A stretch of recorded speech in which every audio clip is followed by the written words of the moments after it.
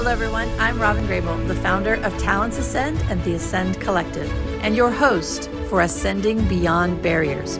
Welcome. Ascending Beyond Barriers is an inspiring podcast dedicated to showcasing the remarkable journeys of small business founders who have faced and overcome significant challenges on their path to success. Each episode delves into the personal stories of entrepreneurs from diverse backgrounds, highlighting their unique experiences, struggles, and triumphs.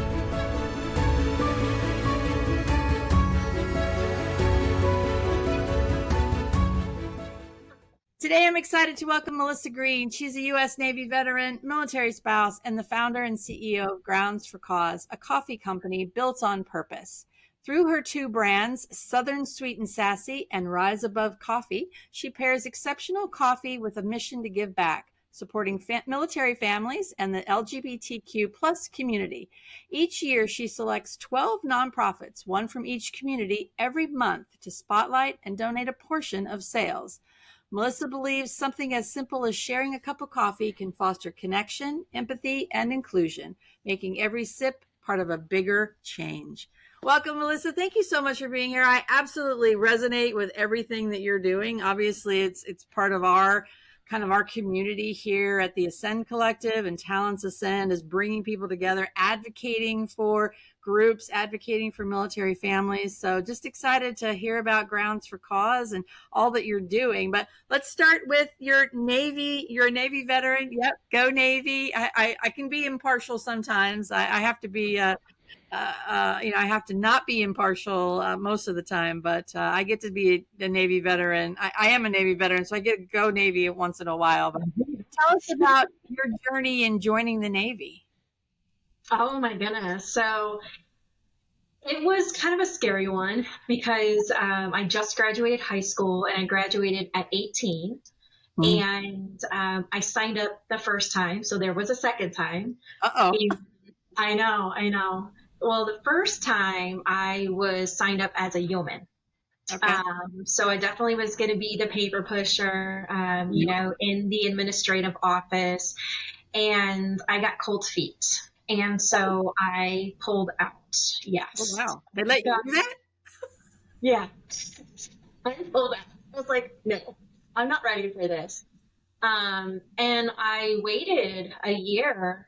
I started living with my dad, started working my first job, and realized that maybe I need to go back in.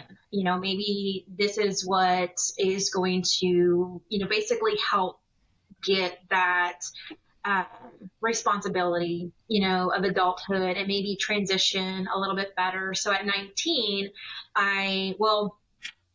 the end of 18, I was about a month before I turned 19, I re-enlisted, and this time I went in as a torpedoman's mate. Wow. So, okay. I know. Big change. Yes, complete 180. But I went in and I was working on torpedoes, went through boot camp in the A school, graduated top 3. And Nice. then as I graduated top 3, they sent me to a C school, which is that more specialized school that gives you a specific code for just kind of your specialty. So I went to the C school in Washington State before I went to my very first shift. Wow. That's kind of like the beginning of me going into the Navy. I explain it to my boys all the time because they're both now signed up for the Navy, by the way. Oh, wow. Congratulations. So super excited and waiting for them to go in and start their career. Wow. Oh my God. And what are they going in as? So my youngest son, who he's now 17, but he turns 18 in December. He's going to finish his senior year. He's already enlisted, signed, ready to go with boot in July. And he's going in as a corpsman under the mental health branch. So he's going to be working as a behavioral therapist or part of behavioral therapy, which I didn't know was a thing. I thought a corpsman was a corpsman. And I find out there's dental assisting, there's medical assisting, there's behavioral therapy, and So Nice. yeah, he chose behavioral therapy, part of mental health, which I think is amazing. And just knowing how he is, I think it's going to suit him very well. Very That's well. awesome. That's awesome. My other one, he's my oldest boy. He is now 19 and he's about to go in September and he's going under cryptography. So Ooh, I know. So he's definitely going under cryptography in the whole cyber IT side of things, which I'm still learning about. So we're really excited for him to start his career too. that's amazing. Wow, that's just that's awesome. That military tradition is continuing on. Obviously, you being a veteran and Mhm. military spouse, that's amazing. Well, thank them for picking up that torch and carrying that on. That's amazing. So, all right. So, how long were you in the Navy? So I was just in for one contract. Okay. I started my uh, first ship in Mayport, Florida. Yep. So I went straight to Florida. Um, and then I had the opportunity to go to Hawaii, Oh, nice. store duty at one of the maintenance facilities over in Ava Beach. Ah, And yeah, so I transferred to Ava Beach, and sure enough, that's where I met my husband. nice. Um, he was also a torpedoman's mate at the time, and he's been in for quite some time. I would say he enlisted in '95. Wow. So yeah, so he's been in for quite some time, and we ended up getting married about a year and a half later. Um, so we've been married since. So now it's like this is our 21st year married. Congratulations. That's awesome. I was stationed in Pearl Harbor for 3 years. And my husband at the time it was in the Navy and he was out at Barber's Point, which doesn't exist anymore. But yeah, and we lived in Makakilo. So I would drive past Eva Beach Mm-hmm. every day going from Makakilo to Pearl Harbor. So Mm-hmm. that's awesome. Wow. That Um, is wonderful. We used to live in Barbers Point. really? Okay. We lived in Barbers Point, worked in Evan Beach, and then he also ended up getting transitioned to Pearl Harbor. So he was on one of the ships there, one of the frigates. Oh, I think wow. it was Reuben James. Yeah. So when Nice. I got Oh, out, cool. I became the spouse Ah, while you were still in Hawaii? while I was still in Hawaii. Yep. Wow. Yeah. Wow. It's beautiful there. We went back. I hadn't been back. I left there in 88 and we went back in 2005. Took my daughter. She was between the ages of 2 and 4 when we were in Pearl Harbor. Mm-hmm. So we went back in 2005 and it had changed so much. And it Yeah. was just kind of sad. And I'd love to go back. It's beautiful, but I'm like, I don't want to see it more changed. Like another 20 years have gone by, and I know there's so much that's probably changed. But so you get out, you're a military spouse now. How was that transition? What was that, transformation like going from being in the Navy, being the person, and then being the military spouse? It was a little difficult because Yeah. you're going from like being in the know Right? to being outside of the circle. Yeah. It was so difficult because usually, I would be in the know of what's going on, like what's going on with the command, what's going on with deployments, what is the word, what's happening. And then you're going to need to know. Yeah. Now it's like it has to be on a need to know basis. And I'm sitting here, well, I was in, so obviously I need to know more than the other spouses, but it doesn't work like that. So no, it doesn't. So it's kind of difficult being on the sidelines, knowing how things operate, but knowing that I'm not going to get the same level of information that I was receiving before, So now I'm experiencing what all these spouses have been dealing with, and they don't have military experience. So they don't, I don't want to say all of them, but, some of them, they don't have that experience. So they don't have that in the know experience. Yeah. And it was actually kind of difficult. My husband really had to keep things locked down tight. And being a married couple, I mean, sometimes that's difficult, especially, Yeah. when you're telling each other everything. But the transition, yeah, it was hard. Yeah. Well, especially because you were in the same occupation as him. Yeah. So it's not like you were a yeoman and you had no idea what a torpedoman's, responsibilities were. So that had to make it really hard because you had the knowledge. Now it was just like cut off. The door was like closed to you. So yeah, so did you try to get employment while you were in Hawaii? How did that work, or did you become a stay-at-home mom? So, it was kind of a bit of both. My husband, like, we have this daughter from his previous, marriage, and I've been with her since she was about 2.5 years old. And we've had full custody of her this entire time. Oh wow. So it was kind of going between, staying at home, but also trying to do what I can to work and bring in some more income, because when you're pretty much like an E nothing, you're not really making a whole lot of money. And I think my husband at that time was like an E5, and he had me and then our daughter. Yeah. But then it was difficult because I was working basically to pay daycare because she wasn't in school yet.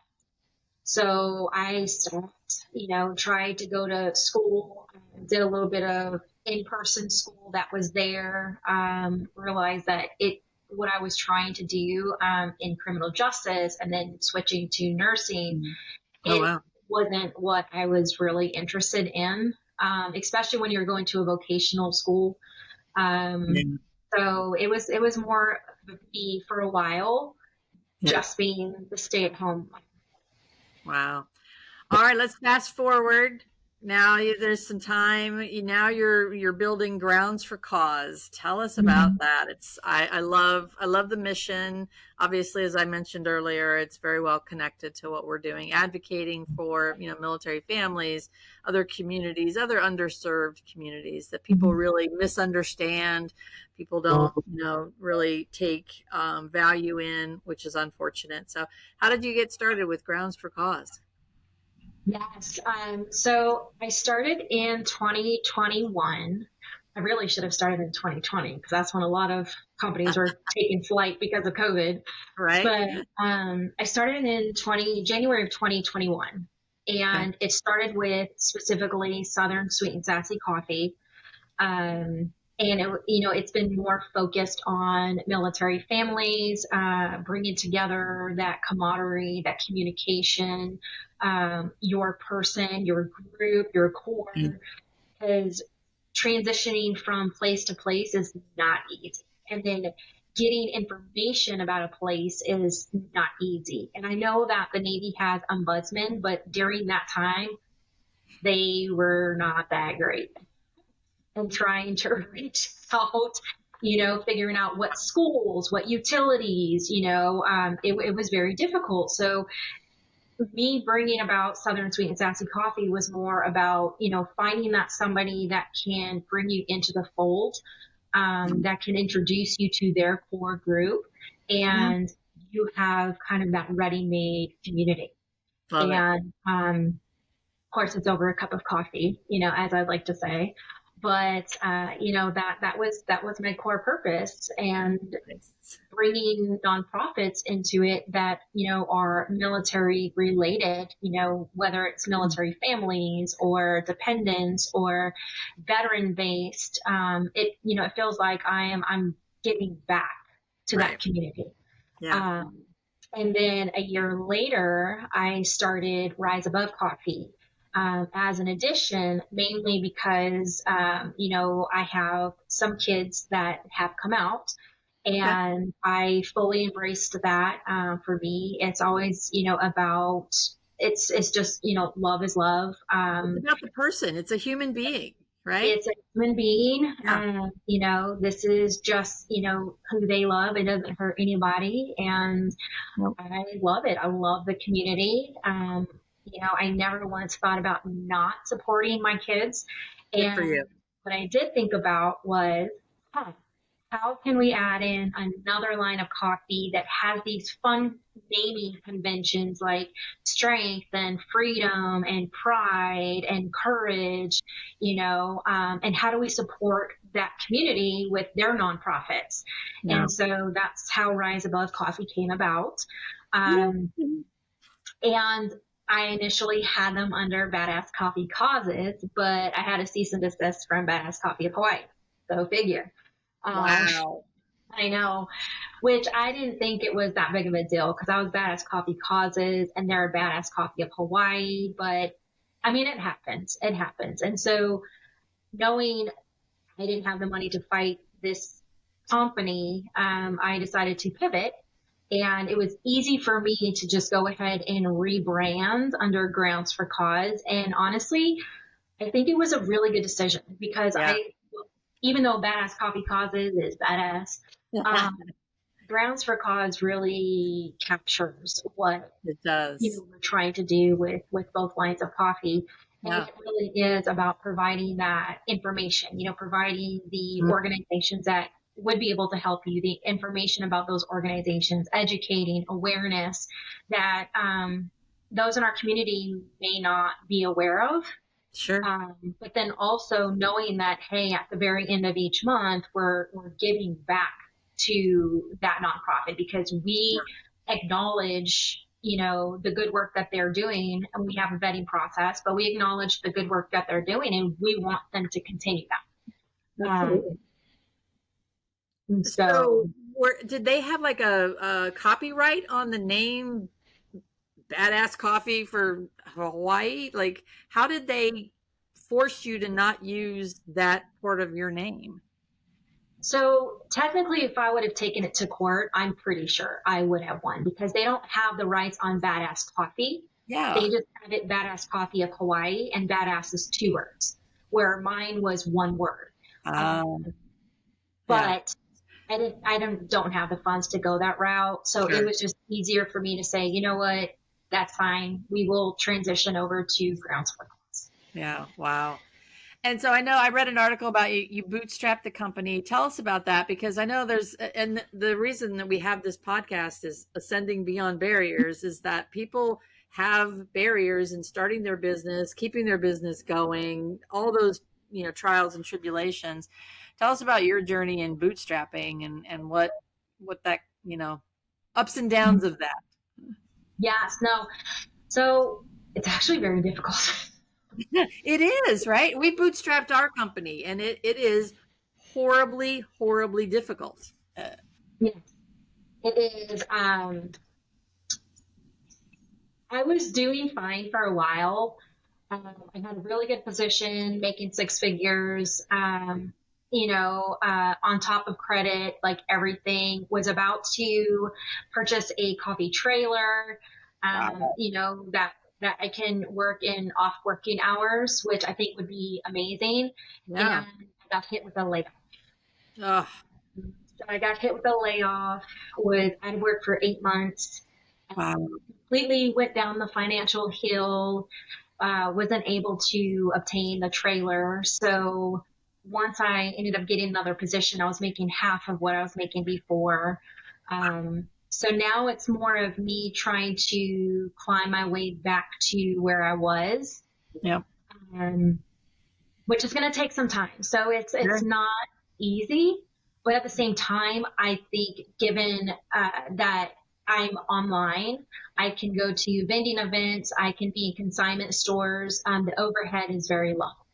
So I think that is a huge positive. And then once people taste my coffee, I have reoccurring customers. So customers that return, customers that, are telling their friends and family, word of mouth, getting them as customers and having purchases.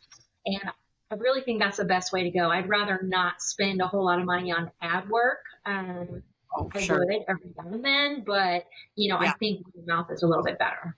Yeah. Oh, absolutely. No, we don't spend money on ads either. It just it seems like a black hole that money just pours into, and only the CEOs of those big companies keep getting richer, and not the little guys like us. Sure. So I did read also that you're on Amazon. Is that where you sell the coffee?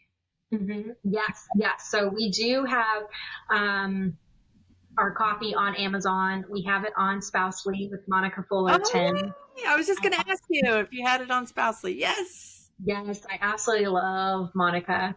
And we've been on there since inception of Spousely. So we've been on there for a while. But we mainly have our own website. So we have our grounds4cause.com website that we sell our coffee on. Nice.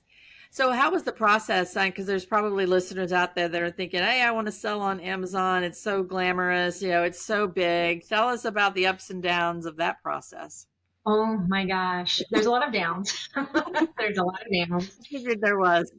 Yeah. No, I think if you're a really big company and you're doing very well, there's a lot of positives, especially if, let's say, you have inventory and you can place it in their warehouses. For me, I don't keep inventory because everything I make is fresh. So you make an order, we, roast the beans, and we ship it to you. So it's super fresh, and it's really hard, to work with Amazon when you're not utilizing their warehouses. There's a lot of like additional money that you have to pay. And then you have to include everything into it, almost like you're working with the government. So you're including, your costs, your margins, your shipping, so the coffee ends up being more expensive than if they just come to my website. Right. Yeah. But that's how it works for me. A smaller company, so I don't have, these lower margins that, a lot of the bigger companies have. That's doing very well on Amazon. And technically you get an account manager who should be working with you. And the one that I have is very difficult to get a hold of, or they don't have the right answer. I know. Let's just say that Amazon is like this spider web that's very, very hard to navigate. Yep. I'm not surprised. I'm not. I mean, again, it's a large company, a huge company, and you got to navigate that bureaucracy and stuff. So, you've had a lot of ups and downs. What's been the best part of creating Grounds4Cause? I would say being able to be creative, having my own business, doing something that I feel hopefully makes a difference. Building relationships with multiple people, multiple organizations, getting my name out there. It can definitely be a challenge. And one of the things I like too is having that challenge, because it helps me kind of focus on something and how can I better it? How can I push it out there? Lots of positives. And it helps that the coffee's good. So where do you get your beans from? So I actually have over 40 different varieties of coffee, and from single origins, which is the countries, to actual blends, to, flavors. So I have, those connections with Guatemala and, Ethiopia, Peru, of course, you have your French rose and Italian rose, but there's a lot like, Colombian coffee, Mexican coffee, like there's a lot of different countries that we get the beans from. Wow. Now, do you drink coffee? Yeah. I drink coffee, and you know what? Surprisingly, I never realized that they are unicorns until like when I created my company. I thought that everybody had some form of coffee, but then you have these unicorns that do not drink coffee. You're like, oh wow, you're special. Like, oh, special. Well, I don't drink coffee. It's funny. I love the smell of coffee. My husband is an avid coffee drinker. He loves it.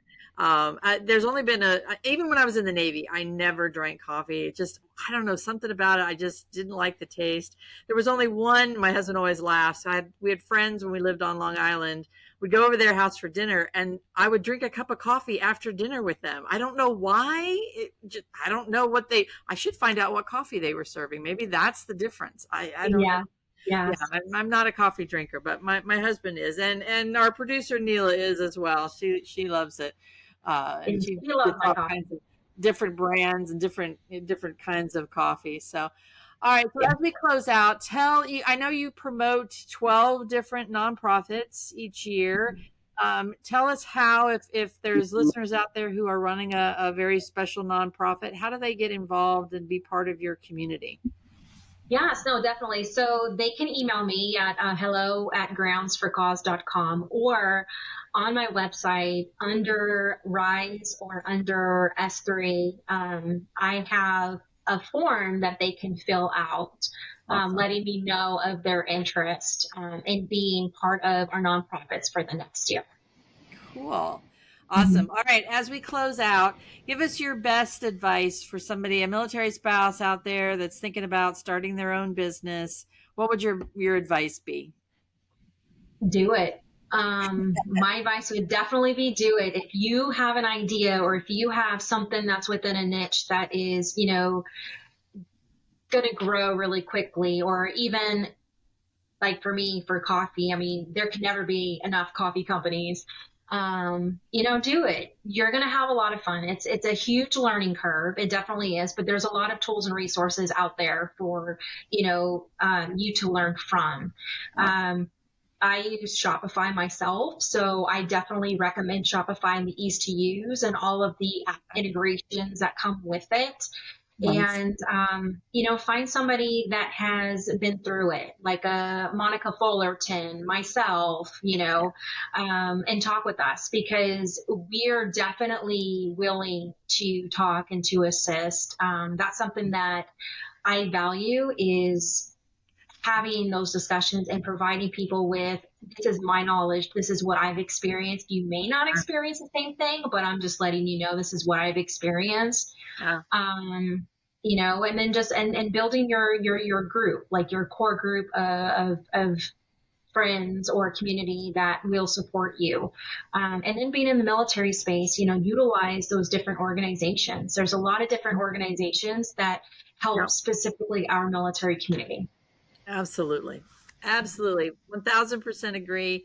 Awesome. Well, Melissa, so great talking with you today. Thank you so much for all you're doing. It's really, really important. And thank you again to your family for being such a great military family. It doesn't happen often enough, and we certainly need it. So thank you for that. And good luck with everything. And we'll look forward to continuing to watch your success. Thank you. Thank you for inviting me on here.